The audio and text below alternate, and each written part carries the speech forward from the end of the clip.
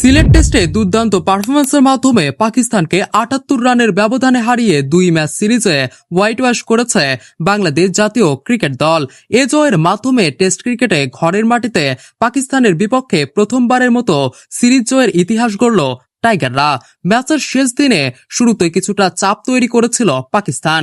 অভিজ্ঞ ব্যাটার মোহাম্মদ রিজওয়ান ও সাজিদ খানের ব্যাটে জয়ের আশা দেখছিল সফরকারীরা।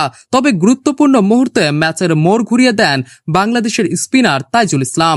সাজিদ খানকে আউট করে তিনি পাকিস্তানের গুরুত্বপূর্ণ জুটি ভাঙেন এবং পরে খুররাম শেহজাদকে বিদায় দিয়ে ম্যাচের নিয়ন্ত্রণ পুরোপুরি বাংলাদেশের হাতে তুলে দেন। রিজওয়ান শতকের কাছাকাছি পৌঁছালেও তাকে থামিয়ে দেন শরীফুল ইসলাম। তিনি ৯৪ রানে আউট হন, যা পাকিস্তানের ইনিংসে বড় ধাক্কা হিসেবে কাজ করে। বাংলাদেশের হয়ে বল হাতে সবচেয়ে সফল ছিলেন তাইজুল ইসলাম। তিনি ৩৪.২ ওভারে ১২০ রান দিয়ে ৬ উইকেট নেন।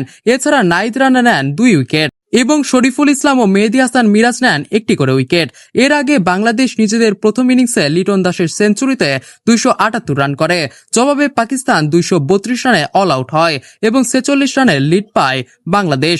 দ্বিতীয় ইনিংসে টাইগাররা ৩৯০ রান করে পাকিস্তানের সামনে ৪৩৭ রানের লক্ষ্য ছুড়ে দেয়। জবাবে পাকিস্তান ৩৫৮ রানে অল আউট হলে নিশ্চিত হয় বাংলাদেশের ঐতিহাসিক জয়।